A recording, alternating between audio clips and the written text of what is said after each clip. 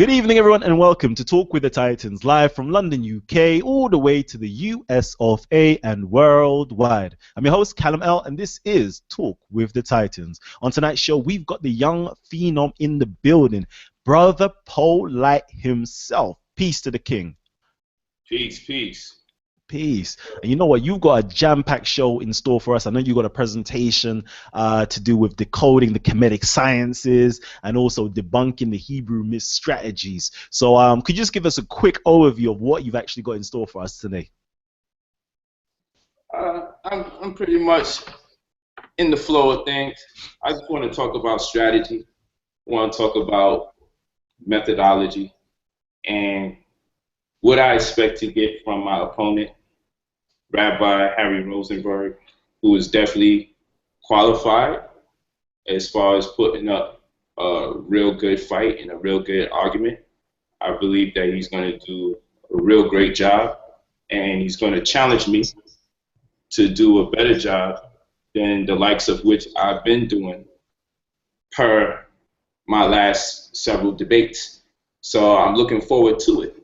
I'm also of the mind state that because he is religious, particularly an adherent of Judaism, that he is going to make a number of mistakes that I'll be able to capitalize on. And in the interim, I'll be able to better showcase or exploit the inconsistencies of religion, particularly Judaism, which is a very important religion in this day and time, as it's the father of much of the monotheistic religions. And in particular, him being of the pale race, I believe it is a scholarly imperative to speak to him in order that I may be able to communicate the nuances of the religion and where the newly found adherents of the same are victims of misinformation, namely Africans of the diaspora, or who they call African Americans living here in North America. All right. This is going to be fire. And of course, you know what? We've actually got the Rabbi brother Harry Rozenberg with us in the studio right now. He's actually going to be coming on to appear as his own feature on the Wednesday show. But let me just quickly give him his props real quickly. Rabbi Harry Rozenberg, are you there? Yes, I'm here, brother. Peace to you. Shalom, shalom. I know you're listening in to what Polight has to say. I know you want to glean as much information as possible to actually have you prepared for the March 20th debate. Yeah, shalom. Thanks for having me. Polight's actually a nice gentleman, you know, laying out some of his foundations a couple days before the debate so I can get in that good mindset. So, you know, I'm all grateful to be here right now. All right. Superb, superb. You know what? I'm actually going to get into this now. I'm going to get real gritty because you know what? On Talk with the Titans, we've literally now started a quick fire round, a Titans top 10 quick fire round of questions just to warm things up and just to get things a bit heated. And you know what? I've got the audience members that have been sending me questions. I've got my own questions that I want to ask as well. And you know what? One of the most fundamental questions that I need to ask, okay? Because I've had this brother on the show several times, and I'm talking about the brother Zion Lexx. I don't know. The way I see it, Polight, is that you're running scared from our brother Zion Lexx. Is that true, or is that completely like fallacious? Whose opinion is it that Polight is running scared from Zion Lexx? That is a very, you know what? I'm saying it. I'm saying it right now. It's you. If I knew this, I probably would have gotten the show. No wonder I ain't been on this show. Okay. Well, you know, it makes perfect sense. It's marketing. I totally understand it. The next best thing to getting a Polight on anybody's show is to get Polight's antagonist. So in that regard, you are very smart.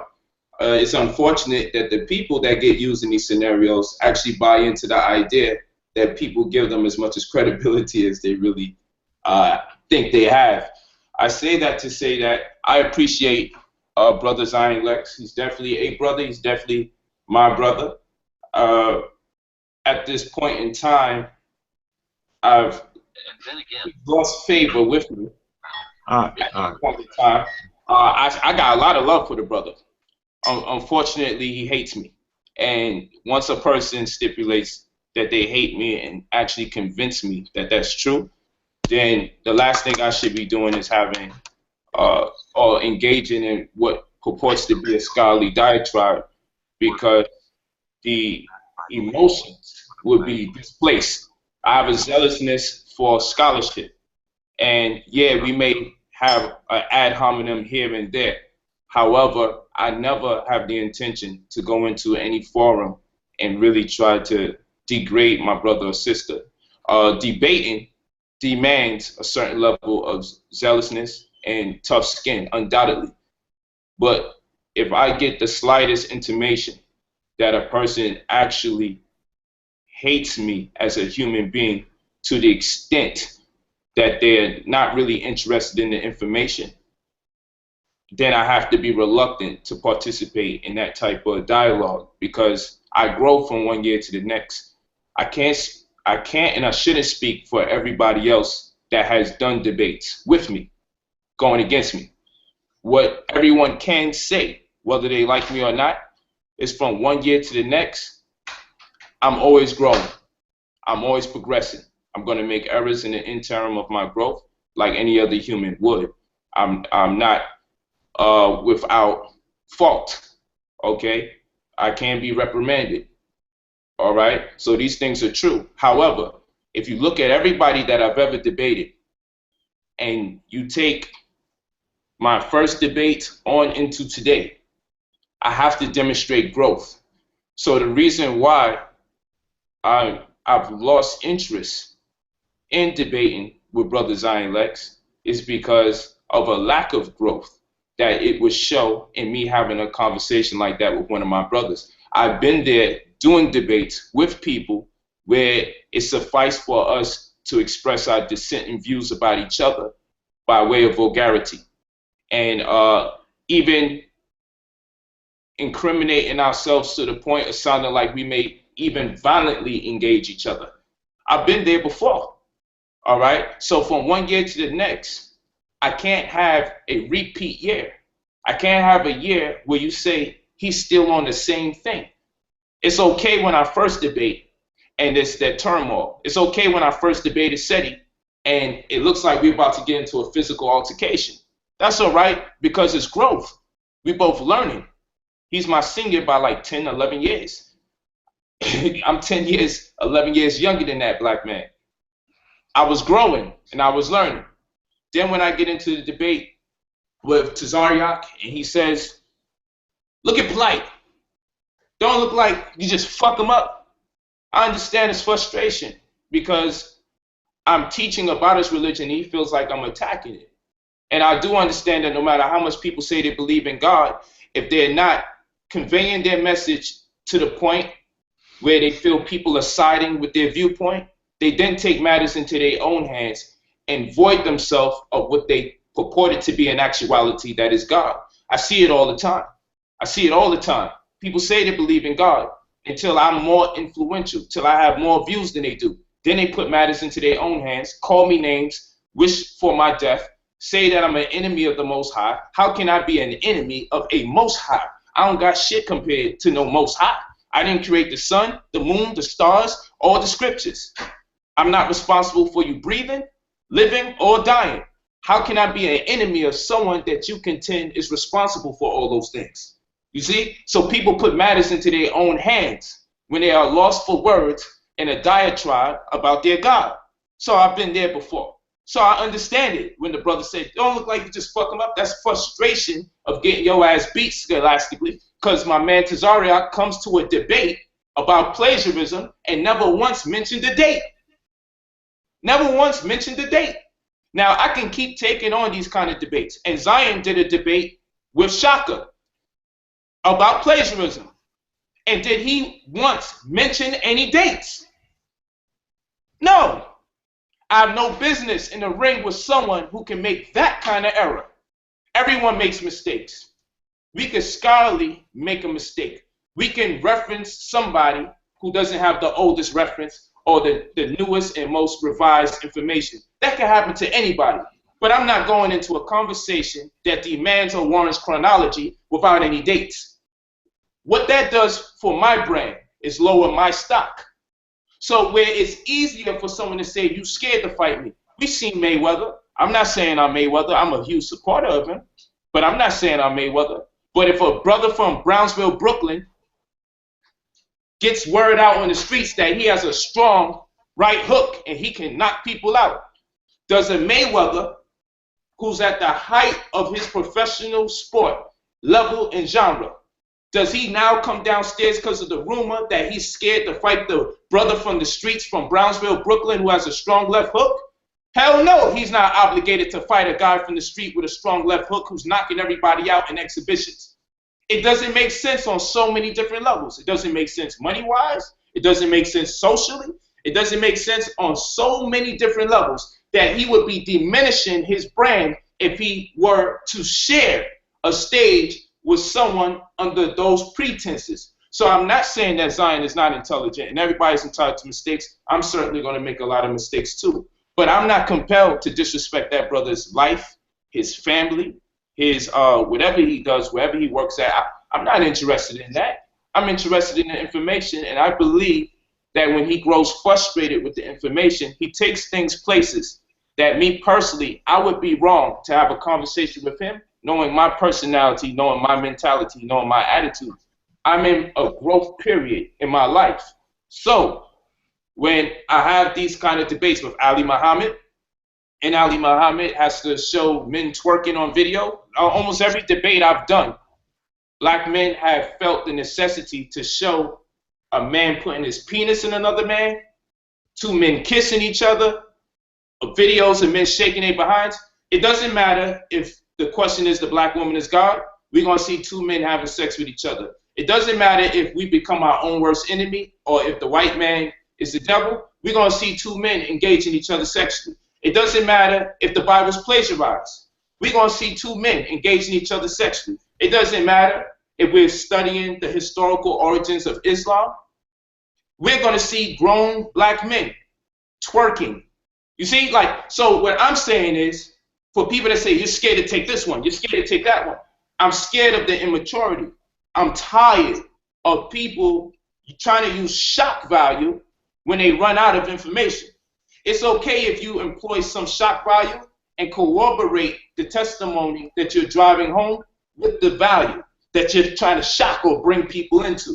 But when the shock value has absolutely nothing to do with the conversation or is so abstract, we can kind of understand why you would do it, but why put that there in place of so much other information you could put there? Now, to each his own. This is not a shot at anybody that I've already debated. What I'm saying is, as far as my brand is concerned, and I actually have a publicist too, as far as my brand is concerned, at this point in time, it behooves me to make sure that when I get in the ring with somebody, that they come in with a certain level of scholarship, maybe even credentials, but at least a certain demeanor that will upkeep the integrity of the forum that we're looking to create. Because at the end of the day, what Brother Polight does inevitably is going to help everybody else that I've already debated and people that are trying to come up. The direction that I'm going in with these debates and making sure that I get the celebrity community to participate in what we do, to pay attention to what we do, to endorse what we do,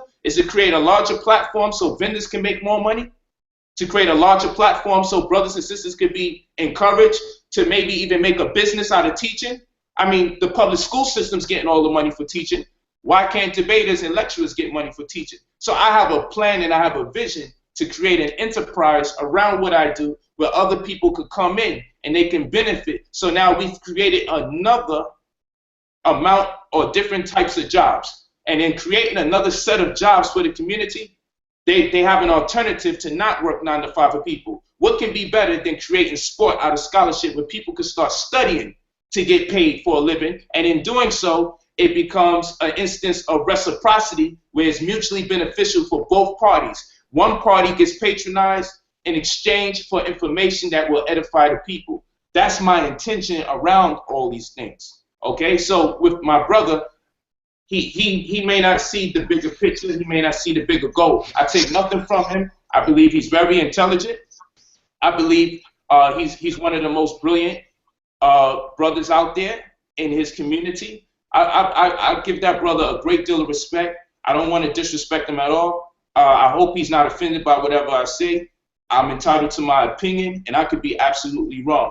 I just right now, at this particular point in time, because of the contentions amongst that brother and I, it doesn't suffice for me to have a conversation with him. Whereas this white man, Harry, is going to come into the building, I will put nothing past him. I'll be prepared for every low blow or cheap shot that he passes to me. But what I do believe, one thing that he will have above all the brothers that I've debated, I believe he's not going to come in there and want to talk about who my master teacher is or who taught me. I believe he's not going to come in there and talk about my wives or talk about my children.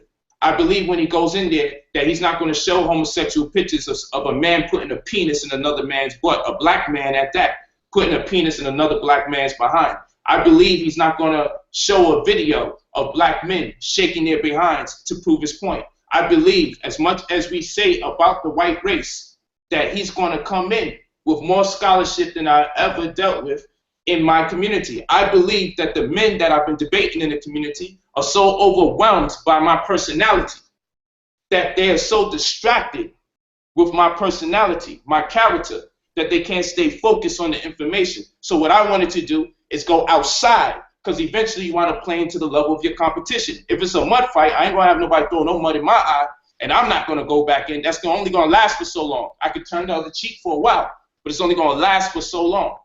Debate the Hebrews who believe in God, and Hashar could say, well, despite all the rules of engagement we made, Polight is a lying motherfucker. See, I want these videos to be reviewed in colleges. I want my presentation to have an opportunity where blacks in white academia halls can review this information because of the context of the information. That is not going to happen if we have a certain type of dialogue. So I'm just growing. I'm just growing. And I apologize for anything that I did to encourage or incite any of that behavior in the past for many of my brothers. I'm not saying I'm totally exempt from it. But again, this is about my brand. I'm picking who I'm going to deal with, and I choose not to deal with that brother. The only thing I'm afraid about in terms of Zion and other people like himself is how it hurts my brand based on their behavior and their inability to communicate their ideas without the Negro activity.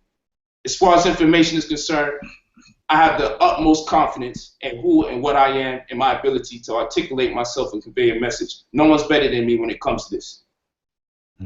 Strong, strong, strong. You know what? For everybody who's just tuning in right now, I'm gonna actually implore you to please hit the share button, hit the share link, link right now, and get everybody involved who is part of the conscious community to view this right now, because this is our brother Polight going in. He's now this is just question 1 of our top 10 questions to actually ask him before he gives us his presentation, debunking Hebrew myth strategies and actually decoding the Kemetic sciences as well. So you know what, just please hit the share button. Also, if you like the show so far, please give us a big thumbs up. You know what, Polight, you just hit on some key issues that I actually wanted to ask you some questions on. You know, you mentioned so many names of individuals you've debated in the past, and I want to know, from all of those individuals, which one of them actually pushed you the furthest? When I say pushed you the furthest, I'm talking academically. I'm talking to actually perform on the night. Who was the one that you know had a slight worry about that could pull something out of the bag and kind of give you a blow that you may not recover from, so you had to go in hard? And from that question, I want to move on to the second question. Is, you know what, because right now you're about to actually debate, you know what, the brother Rabbi Harry Rozenberg from Israel. You know what, this is just pushing things to another level. So I know my brother Polight always pushes things to the next level. I want to know, after this, you know what, who is actually in your eyesight? Who is in your eyesight for the next person you want to debate? And don't tell me Tyson, Neil deGrasse Tyson, whatever his name is. I know that's where you're shooting for, but you know, let's keep it down to earth. No, it's definitely gonna be down to earth. I actually like Tyson, so I wouldn't want to debate him because I'm supportive of his works, and we don't have a lot of our people in the position that he's in. So I would rather, if I had anything that I wanted to refute as far as Tyson is concerned, I would do it in a more private manner.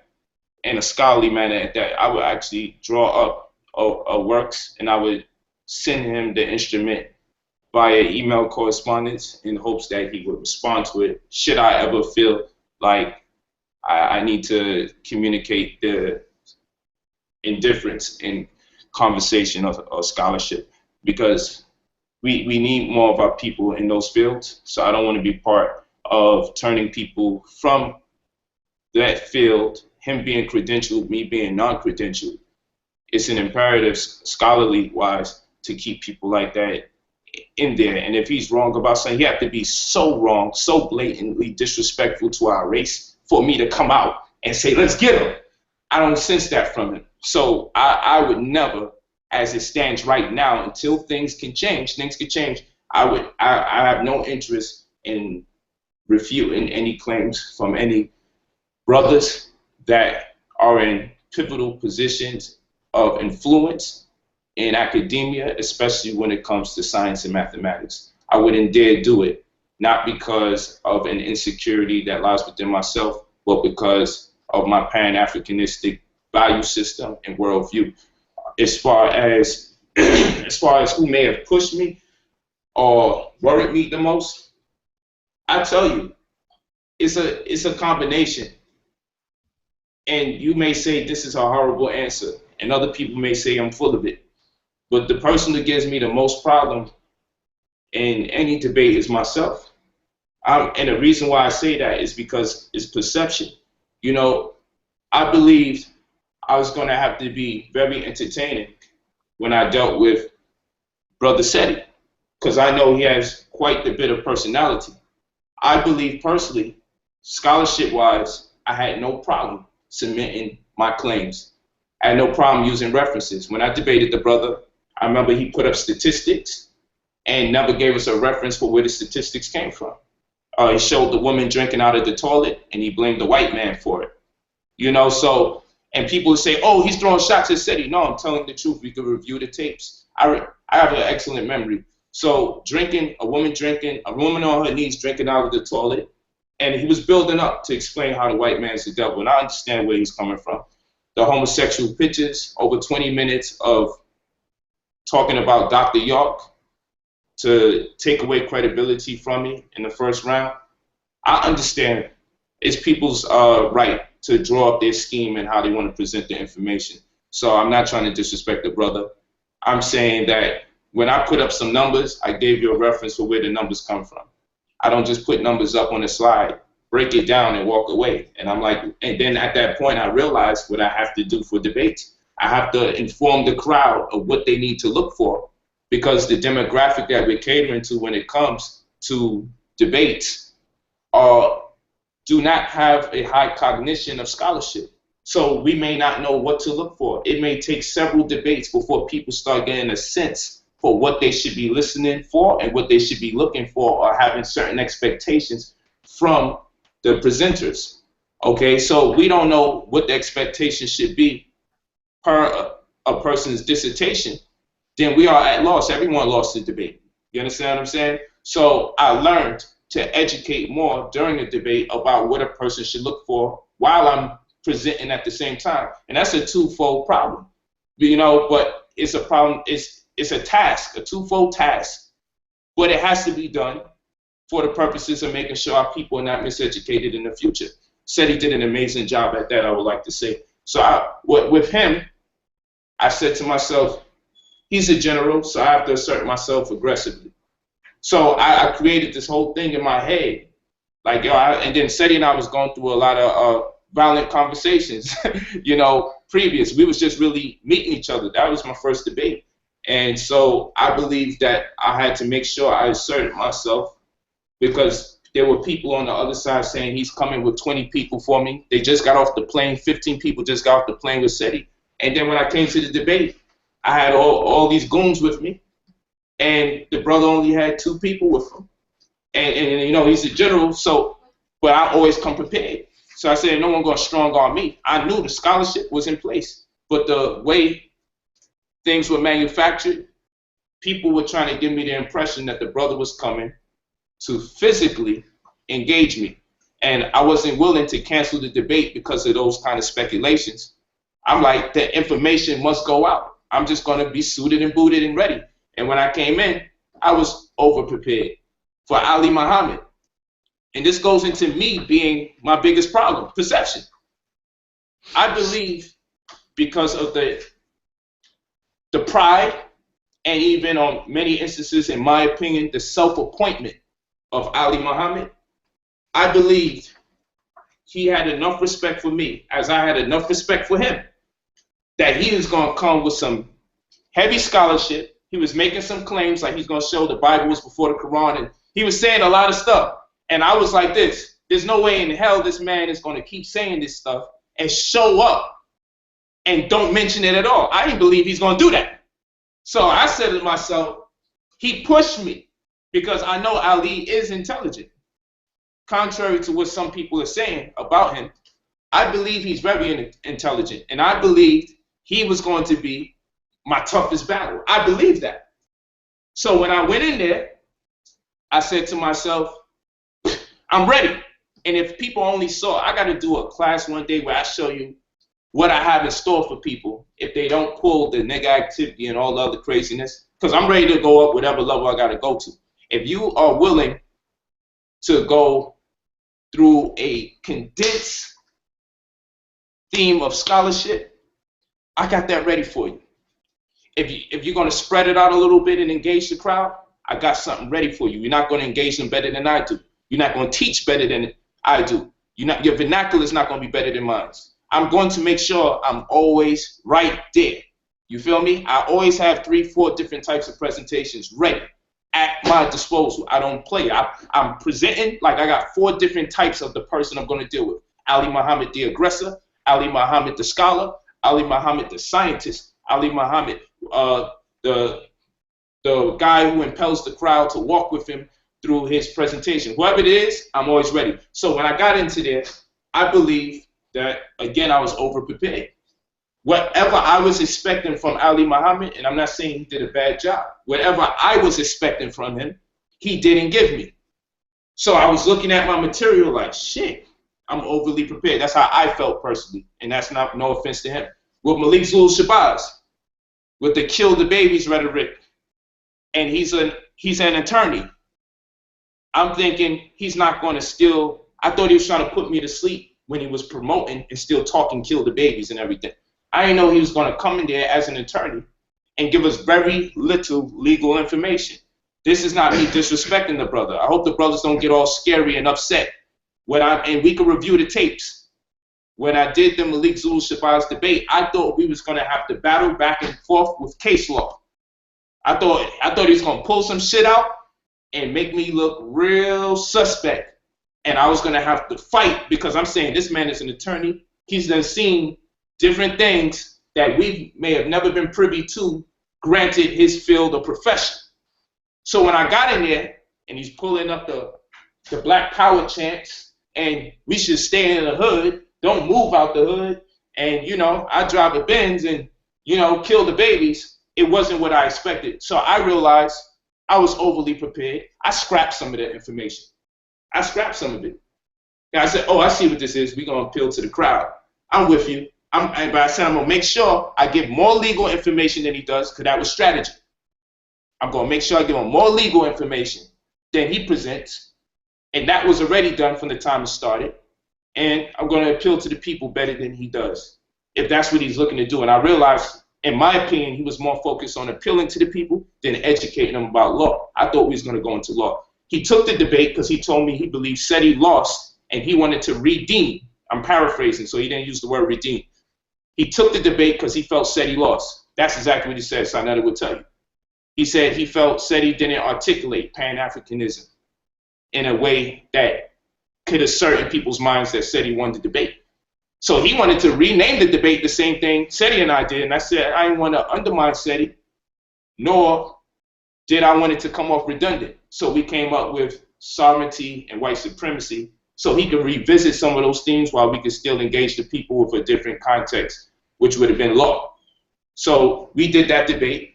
And so at the end of the day, like I said, bro, with Tazaryach, I thought he was going to come in with chronology and all sorts of stuff. With Tazaryach, I realized this. He quoted from a book and said, hey, this is what he did. The white man even says this about Egypt. See, even the white man says it.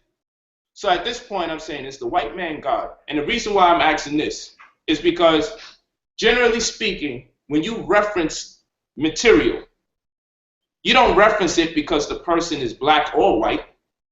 That may be a small concession to your argument depending on what the conversation is, granted. But if you quote somebody, I would believe you're quoting them because they may be leading the field in their genre expertise. And not only leading the field, they may not necessarily need to lead. The empirical data, the data that they have is a prescription or an antidote for the falsehood that has been disseminating abroad, and it is hard to come by other than the acquisition of their publication. So you see, when I quote somebody, I'm quoting them not merely because of their level of schooling, but because their source material is hard to come by. So in turn, I had to graft it out of that particular publication in order to access it and then share it with other people. For him to pull out any old white man that says something in contrast to my views, it told me, one, either he's insane, or two, those people are poorly educated when it comes to methodology. And no point in time did he describe the events and scholarship that led up to the conclusion. There was no methodology. There was, here goes this book, it's written by someone white, and even he says this about Egypt. There's no, when did you use your brain, Tazaryach, and lead up to a point where we need this guy's reference, not his opinion. I would rather hear Tazaryach's opinion than to hear a white man's opinion. And so I realized this. We don't know the distinction amongst referencing from a credible source or just in general a published work. Just because a work is published doesn't mean we have to reference from it because it's a book of prestige. But then this happens in the community where people don't write. So when people don't write, a published work is an amazing feat in itself. So let's reference anything that agrees with me. All right. Secondly, like I said earlier, there were no dates given. None. But we were discussing chronology. So when you ask Brother Polight and Malik Zulu Shabazz, what I did like about his event, his manhood was there. He's the only one I debated that didn't pull up no, and I don't mean this in offense to nobody else. He's the only one I debated that didn't pull up no homosexual pics. And he didn't do a lot of the negative stuff that normally transpires in events. So if you watch that event, you'll say, dang, them two brothers really were at peace throughout the whole debate. And we jabbed each other. He said a little slick stuff I don't like. I said a little slick stuff he don't like. And I think that's what makes the sport of scholarship competitive. And that's what I like that we as a people bring to the table that we don't see in the halls of white academia. That little grit, but not so much that it becomes distasteful. Malik Zulu Shabazz, he held up as a man with a great deal of integrity. And I believe he has so much self-respect. He didn't want to demean himself to get into that kind of a conversation with me before the public.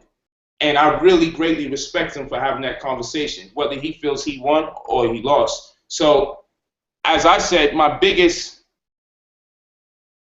feat in any debate is dealing with myself. Like right now, I'm reading so much. I'm overwhelming myself. I'm taking notes. And in between, everywhere I go, I'm still reading, I'm still studying. What the hell am I studying for? Everybody's like, yo, bro, enough is enough.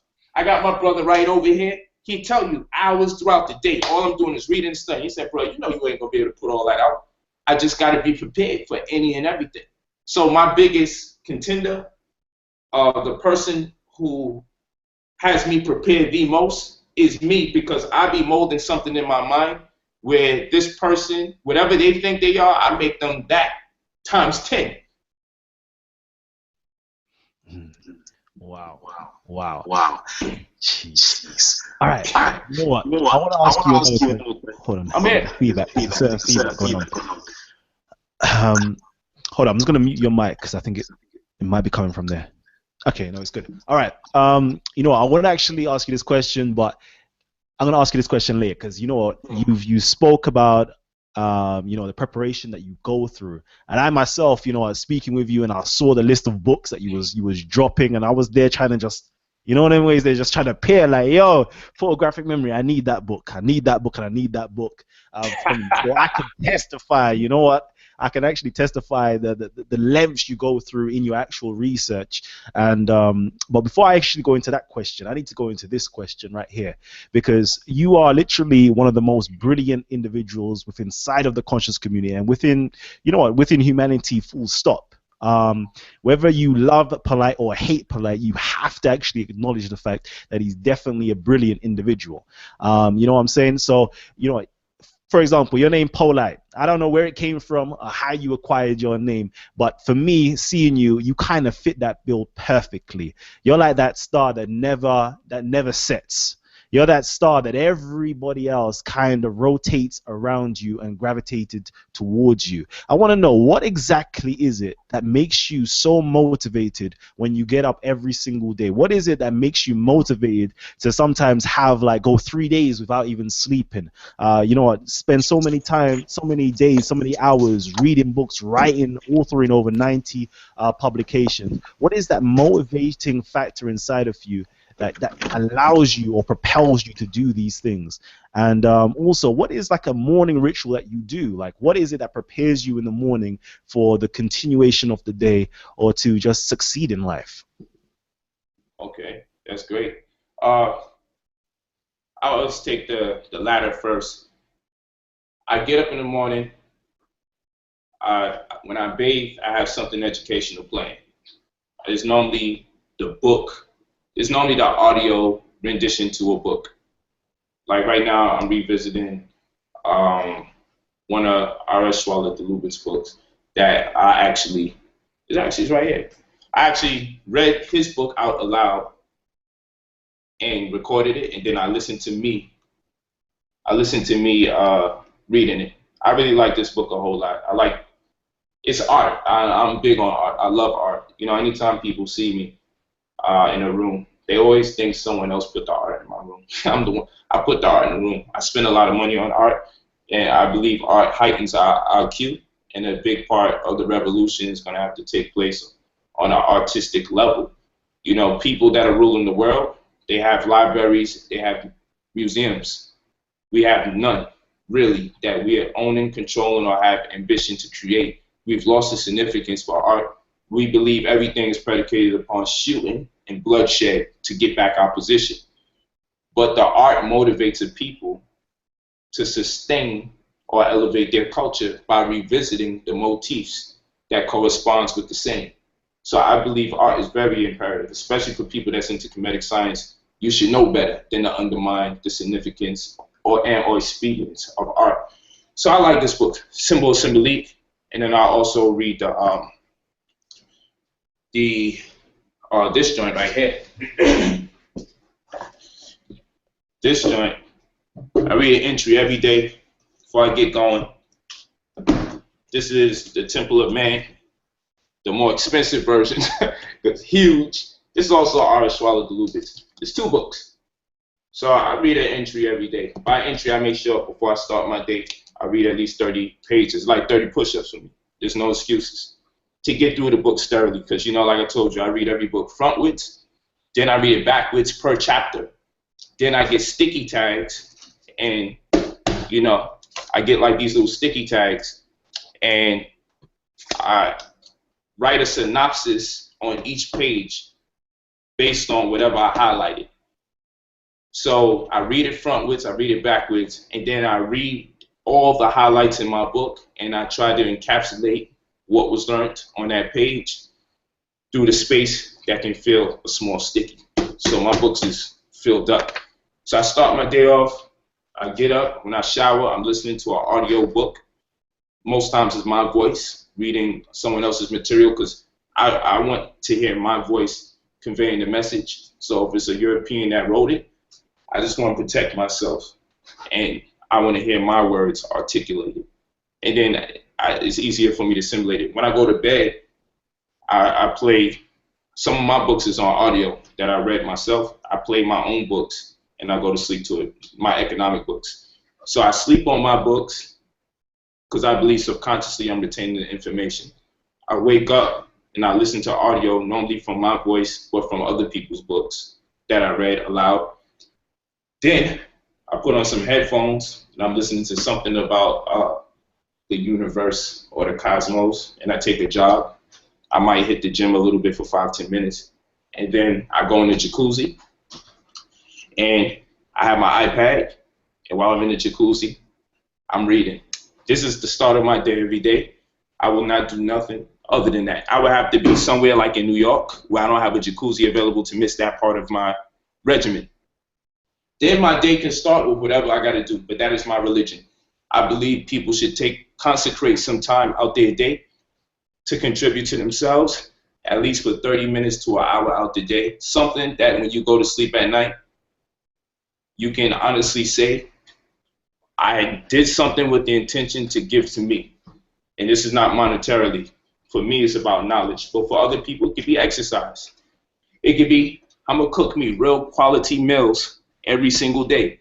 But you need to know that you're feeding your cells or your mind with a concerted effort every day. So I start my day with a concerted effort that I should do something that will empower me, which I believe is to read or to study or to revisit certain ideas. That's why I commit a lot of information to memory. Not because I'm trying to, because I'm constantly listening to the same thing over and over. I read extremely slow. I drive people crazy around me because they'll leave and they'll come back and still see me on the same page. The day is out, and they'll be like, yo, the dude damn near finished the book. How the hell you did that reading so slow? But, you know, I'm the tortoise that beat the hare or the rabbit. You see what I'm saying? So, you know, there's reading, there's studying, and then there's comprehension. I believe you can't comprehend until you've done the two aforementioned tasks, the reading and the studying. Some people just read a book. You ask them, what's that book about? Yo, this shit is hot. Yo, this book is mad deep. But that's not an answer. You see what I'm saying? So I never want to be in that space. If you ask me about any book I got around me, I make sure I can articulate to people why the book is good and where you can go in that book that I think is most pivotal based on my search. As far as study is concerned, what motivates me, for the second part of your question, what motivates me to study is poverty. Having been in juvenile detention facilities, shelters, homeless, you know, I used to go to a friend's house and sneak and tell them I had to use the bathroom, but literally was using it to wash up. You see fog on the glass, and I'm embarrassed because people's parents is like rubbing the glass mirror and like, yo, is this brother just showering in the house? Who does that? He said he wanted to use the bathroom. I'm here taking 5-minute showers because I had no place to live. So I'm going to people's house, showering. I still had to go to school. I had nobody, literally. My pop was gone. My mama never knew her. My grandmother, she suffered from Alzheimer's, so couldn't live in the house with her no more. She was put in a nursing home. My aunt sold the house, moved away to Staten Island, and I was just out there. She said I was the responsibility of my father, who she knew left. So, and I was kind of rough. I wasn't that bad a child, but I became real bad, you know. So I'm motivated, and what I've learned in life is that if you study, you'll always be in business. And people, when you talk about business, our people get uncomfortable. But I'm gonna tell you this: I took the time out to make sure I studied language, so I'd never be without a job. Because you're always gonna have a job. If you can speak 3 or more languages, you can always get a job. It's a fact. Well, I want to say that if you speak certain languages in particular, and most people don't realize you don't have to be fluent at an extreme. If you have a basic level of understanding, you can move forward. So I always suggest to people, study the languages that rule the world, or the people thereof. Because so long as you know those languages, whether it's Spanish, English is a given, take interest in Hebrew and even Arabic. Why? Oh, those ain't the ancient languages. Study Swahili. No, I'm just saying Arabs and Jews are running the world. It'd behoove us to study those languages. It might save our life or it may empower us with business. Whatever the case may be, I would suggest that. So my drive to study, unfortunately, the catalyst was to evade poverty. That's my drive. I never want to be in a space where I find out that which I didn't know harmed me. Like, for instance, my mother died the week I met her from cancer. Later on in my path, I find out about Dr. Sebi, and I find out there's alternative approaches to Western medical science. Do you understand the affliction that I had, saying to myself, if only I was a little more committed to study, I may have been able to save my mother's life. Now, there's other variables there. Maybe she could have been one of those people that despite the knowledge, she still would choose to eat the way she did and confide in the medical institution. Nonetheless, I wasn't equipped with the knowledge nor the know-how to facilitate that kind of conversation in the first place because I was deaf, dumb, and blind. I got to live with that every day. My grandmother, I believe she lost her mind when she lost her house. She had her house for near 40 years. She was working for the phone company. She's living off a pension, and because of the nature of the contract, somehow her house was still able to be foreclosed upon. I had no knowledge in real estate. I could have possibly remedied the situation or prolonged it enough for us to find a new way out or an opportunity that we can leverage to create a better position for myself and my family, or for my family and I should say. My lack of knowledge thrusted me in poverty and separated me from the people I love the most in my life. You feel me? So, I mean, even being part of the Nuwapian community, when they lost the land on 404 Shady Dale Road, Eatonton, Georgia, 476 acres of land. When it came time for their hearing to fight for the land, who showed up? Nobody did. At that time, I had no knowledge of real estate. I was into all the other things that was in the doctrine. So many other things I was interested in, but never real estate. So that when the time came for us to fight for the land, Tamaray, Nuwapia, Wahani, all I could do was pray. I ain't know nothing else. I never put the onus on myself to study something as pertinent as real estate. So for me, I believe a lot of our athletes and entertainers may not even be as talented as we thought. I believe there's people way more talented than Mayweather and Michael Jordan, and 50 Cent and Tupac and all these people. I just believe that they've experienced a certain level of loss, hurt, and strife incurred from poverty, that when they fight in their fields or when they execute in their fields or professions, I believe they're fighting for their lives. I believe they're fighting to make sure they never go back to be in a place where people will shoot them 9 times, or be in a place where their father would sell drugs or even sell drugs to their own mother. You feel me? I believe that these guys, when they box or when they play ball, every shot is an opportunity away from the projects. I don't even know if they're really that talented. I don't even know how much of what I do is really divine, or if I'm just afraid to be in poverty. You feel me? Because I got to think about everything I lost because of the lack of knowledge that I had. And I never want to be in that place again. I don't want to be in a space where I lose one of my children or my ability to be a man in a household because of a lack of information being the through line to which and I'm a failure. And I got to live with that again. So that's my drive. I study, because when you know that which other people don't, you're always going to be able to create a reality for yourself to sustain yourself. It may sound manipulative to people, but if everybody knew the same thing, there'd be no society would crumble. You have to have people at the forefront of studies or certain expertise to solidify or cement positions in this world where people can aspire to be on that pole. Then people can teach how to get up to that point or that criteria. And then where those who already have achieved work harder to transcend. So long as people are in that competitive spirit in nature, to become better, society can always be maintained. But if everyone's on the same position, on the same level, there could be no growth. So when you look at our community, the conscious community that is, you have people constantly protesting for everyone to stay on the same level. And the second someone transcends the conventional level, they're made out to be some part of a conspiracy theory or an Illuminati agent or a covert operative. Anybody that starts to say it's time to grow, there becomes your Uncle Tom, your Sambo, your crossover Negro. Never that, you know what, maybe there's opportunities that are abound, and some of us are willing to take the risk of chastisement by our peers who don't quite understand that I have very high expectations of myself. And so long as I'm on the same level as everyone else, I'm uncomfortable. I don't strive to be better than people. I strive to be better for myself.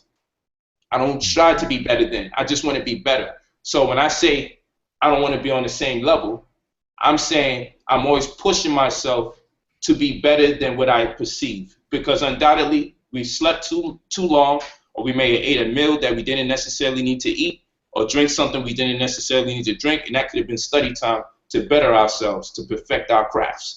I want to perfect my craft as a teacher, and that's what you're going to see. The day of the debate, March 20th, Sunday, March 20th. And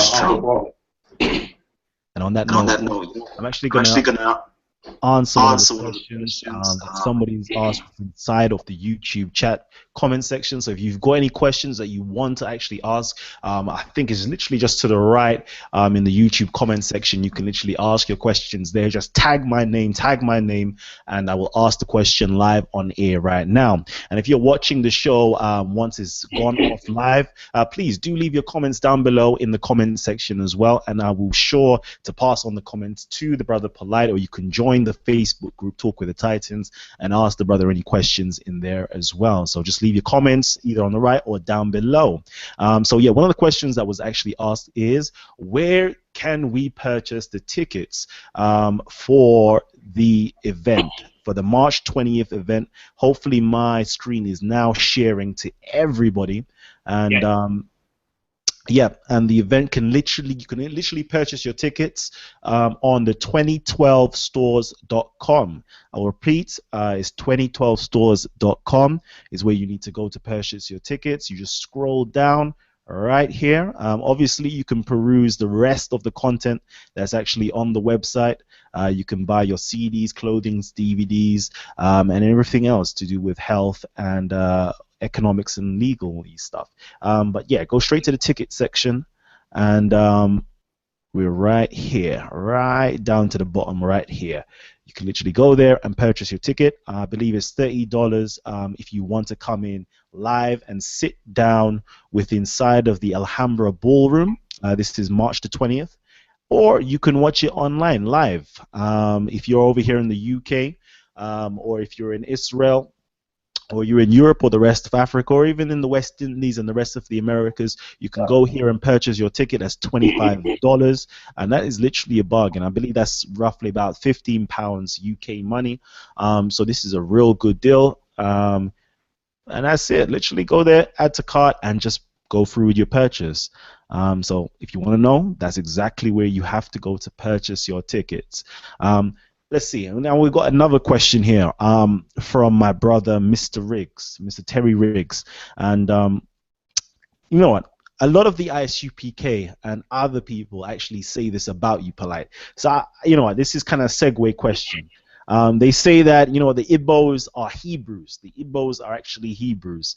And therefore, if the Igbos are Hebrews, by default, you having Igbo lineage makes you a Hebrew. So I want to know from you, that do you believe that the Hebrew tribes actually came from Africa? Did the Hebrew tribes actually come from Africa? I would have to first say that it's an oxymoron, but a misnomer at best to say Hebrew tribe.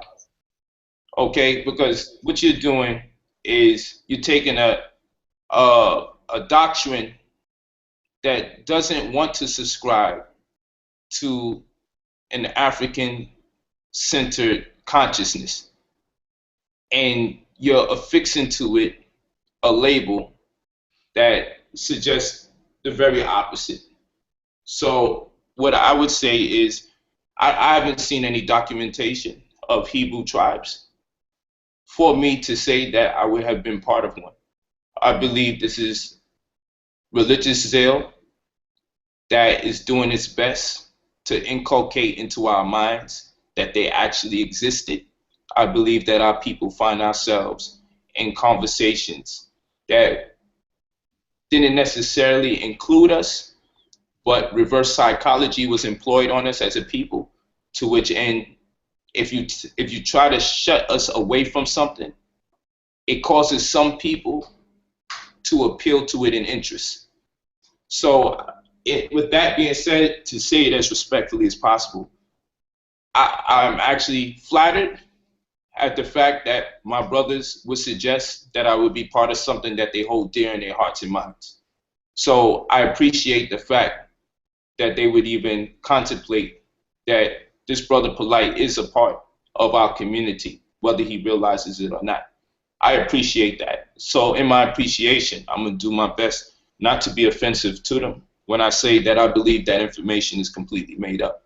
I've never seen no documentation to corroborate the testimony that the Igbo people are the Hebrew people or the Hebrew tribes, because one was made up. Igbos actually exist. Hebrew tribes don't, unless you're going to start them off somewhere along this contemporary era.